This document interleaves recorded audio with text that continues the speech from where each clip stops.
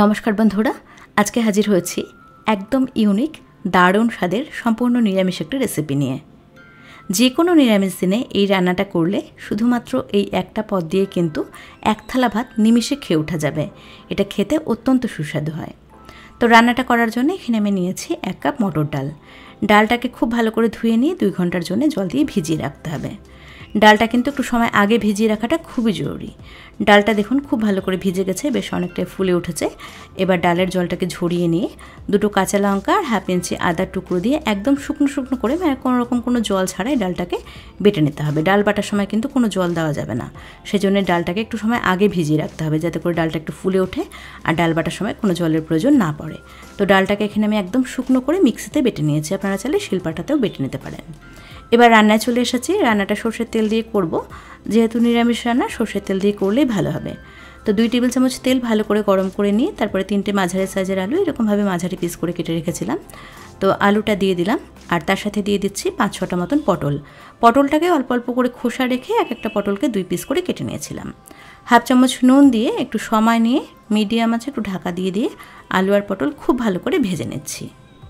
বেশ লালচে করে আলু আর পটল ভেজে নিতে হবে।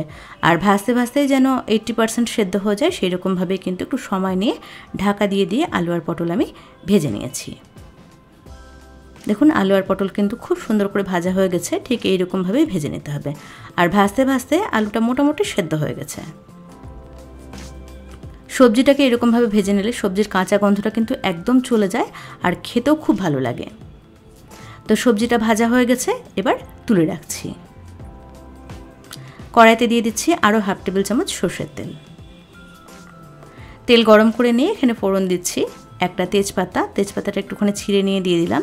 আর যাচ্ছে এখানে 2 টুকরো মতন দারচিনি, একটা ছোট এলাচ মুখটাকে একটুখানি ফাটিয়ে দিয়ে দিচ্ছি। 2টো লবঙ্গ দিয়ে দিলাম আর 1/2 চামচ গোটা জিরেও দিয়ে দিলাম। মিডিয়াম আছে 15 থেকে 20 সেকেন্ডের জন্য ফোড়নটাকে ভেজে নিচ্ছি। ফোড়নটা চলে এসেছে, খুব মিষ্টি একটা সুগন্ধ বেরিয়েছে। এবার এখানে দিয়ে দিচ্ছি 1/2 কাপ জল। একটু জল দিয়ে এক এক করে সব গুঁড়ো মশলাগুলোকে দিয়ে দেবো। গুঁড়ো মশলাগুলো ডাইরেক্ট তেলের মধ্যে দিলে কিন্তু অনেক সময় পুড়ে যায়, সেজন্য একটুখানি জল দিয়ে এখানে দিয়ে দিচ্ছি 1/2 চামচ ধনে গুঁড়ো, জিরে গুঁড়ো, হলুদ আর কালারের জন্য 1/2 চামচ কাশ্মীরি রেড চিলি পাউডার। আর এখানে দেখুন একটা মাঝারি সাইজের টমেটো, 1 ইঞ্চি আদা, 3টে কাঁচা লঙ্কা বেটে রেখেছিলাম সেটাও দিয়ে দিলাম। মিডিয়াম আছে একটু সময় নিয়ে সব কিছুকে খুব ভালো করে কষিয়ে নিচ্ছি। মশলাটাকে কিন্তু একটু সময় নিয়ে খুব ভালো করে কষিয়ে নিতে হবে যাতে করে মশলার কাঁচা গন্ধটা চলে যায়। মশলাটা যত ভালো করে কষানো হবে রেসিপির টেস্ট ততই ভালো হবে। যতক্ষণ না জলটা একদম শুকনো হয়ে আসছে আর মশলা থেকে তেলটা সাইড হতে শুরু করছে, মশলার কালারটা একদম চেঞ্জ হয়ে যাচ্ছে, ততক্ষণ পর্যন্ত মশলাটাকে কষিয়ে নেব। মোটামুটি 7 থেকে 8 মিনিট মতন সময় লাগবে মশলাটা কষাতে। আর গ্যাসের ফ্লেম কিন্তু অবশ্যই মিডিয়ামে রাখতে হবে। মশলা দেখুন খুব ভালো করে কষানো হয়ে গেছে, জলটা একদমই টেনে এসেছে, সাইড থেকে তেলটা ছাড়তে শুরু করেছে আর মশলার কালারটাও একদম চেঞ্জ হয়ে গেছে। এবার এখানে দিয়ে দিচ্ছি 3 কাপ গরম জল। জলটা অবশ্যই গরম করে নিয়ে তারপরে দেবেন, ঠান্ডা জল কিন্তু রান্নায় দেবেন না, তাহলে রান্নার টেস্ট খারাপ হয়ে যায়। আর জলটা একটু বেশি লাগবে। জলটা ভালো করে মিশিয়ে নিয়ে দিয়ে দিচ্ছি স্বাদ অনুযায়ী নুন আর 1/2 চামচ চিনি। নুন চিনিটাকে মিশিয়ে নিয়ে অপেক্ষা করব জলটা টকবক করে ফুটে ওঠা পর্যন্ত। তো ঝোলটা ফুটতে থাকুক। এদিকে দেখুন মটর ডালের মধ্যে দিয়ে দিচ্ছি 1/2 চামচ নুন। নুনটাকে ডালের সাথে খুব ভালো করে মিশিয়ে নিচ্ছি। এই ডালের মধ্যে কিন্তু আর অন্য কোনো মশলা দেওয়ার দরকার নেই, শুধু আদা কাঁচা লঙ্কা দিয়ে বেটে নেবেন আর একটুখানি নুন ভালো করে মিশিয়ে নেবেন। আর ডালটাকে অবশ্যই করে একদম শুকনো করে বাটতে হবে। ডালটা যদি শুকনো করে না বাটা হয় তাহলে কিন্তু মুইঠাগুলো তৈরি করা যাবে না। তো এবার এখান থেকে মাঝারি আকারের মুইঠাগুলোকে আমি তৈরি করে নিচ্ছি। মুইঠাগুলোকে খুব বেশি বড়ও করবেন না আবার একদম ছোটও করবেন না, মাঝারি করে তৈরি করে নেবেন। আর ঝোলটা যখন একদম টকবক করে ফুটে উঠবে তখন গ্যাসের ফ্লেম একদম কমিয়ে রেখে এরকমভাবে ডালের মুইঠাগুলোকে ঝোলের মধ্যে দিয়ে দিতে হবে।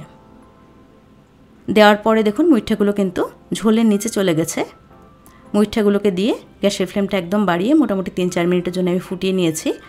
মুইঠাগুলো কিন্তু সেদ্ধ হয়ে গেছে আর যখনই মুইঠাগুলো সেদ্ধ হয়ে যাবে তখন কিন্তু মুইঠাগুলো ঝোলের উপরে ভেসে উঠবে। আর আমি যেরকমভাবে বললাম সেই রকমভাবে যদি মটর ডালের মুইঠা তৈরি করেন তাহলে কিন্তু একটা মুইঠাও ভেঙে যাবে না বা ঝোলের সাথে মিশে যাবে না। রেসিপিটা কিন্তু একদম পারফেক্ট হবে। তো মুইঠাগুলো সেদ্ধ হয়ে গেছে, এবার ভেজে রাখা আলু আর পটলটা দিয়ে দিলাম। আলু পটলটাকে ভালো করে মিশিয়ে নিয়ে নুন টেস্ট করে দেখেছি আমি, নুন আমার একটু কম লাগছে, তো এখানে আমি দিয়ে দিচ্ছি স্বাদ অনুযায়ী নুন। আপনারা অবশ্যই নুন, ঝাল আর মিষ্টিটা নিজেদের টেস্ট অনুযায়ী দিয়ে দেবেন। সব কিছুকে খুব ভালো করে একসাথে মিশিয়ে নিয়ে মিডিয়াম আঁচে এটাকে আমি ঢেকে দিচ্ছি 5 মিনিটের জন্য। যেহেতু সবজিটা ভাজতে ভাজতেই মোটামুটি 80% সেদ্ধ হয়েছিল, সেজন্য কিন্তু বেশি সময় লাগবে না, মোটামুটি 5 মিনিটের মধ্যেই হয়ে যাবে রান্নাটা। তো ঝোলটা বেশ ঘন হয়ে এসেছে, রান্নাটা অলমোস্ট হয়ে এসেছে। নামানোর আগে হাফ চামচ ঘি আর খুবই সামান্য পরিমাণে একটুখানি গরম মশলার গুঁড়ো দিয়ে ভালো করে মিশিয়ে নিলে তৈরি আলু পটল দিয়ে মটর ডালের মুইঠার ডালনা। এটা কিন্তু খেতে দারুণ হয়, গরম গরম ভাতের সাথে এই রেসিপি খেতে জাস্ট অসাধারণ লাগে। আর খুবই সহজ এটা তৈরি করা। আমি যে স্টেপগুলো বললাম সেই স্টেপগুলো ফলো করে আপনারা যদি তৈরি করেন তাহলে কিন্তু রেসিপিটা একদম পারফেক্ট হবে। তো কেমন লাগলো আজকের রেসিপি সেটা অবশ্যই কমেন্টস করে জানাবেন। ভিডিও ভালো লাগলে একটা লাইক করবেন আর চ্যানেলটাকে সাবস্ক্রাইব করবেন।